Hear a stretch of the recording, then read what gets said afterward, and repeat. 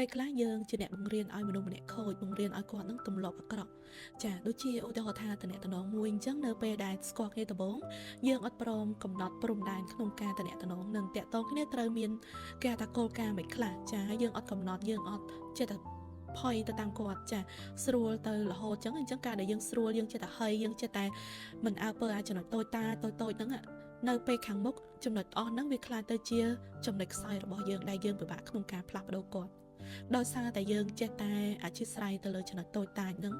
យើងចេះតែយកយល់យើងចេះតែឃើញវាជាចំណុចដែលមិនអីយើងមើលរំលងអញ្ចឹងធ្វើឲ្យដៃគូម្ខាងទៀតឬក៏បុគ្គលម្ខាងទៀតហ្នឹងគាត់ទម្លាប់នឹងទទួលបានវារួចហើយដល់ពេលអញ្ចឹងនៅពេលដែលយើងចង់ផ្លាស់ប្ដូរឬក៏យើងចង់យកមកវែកញែកដើម្បីនិយាយហ្នឹងវាអត់ងាយ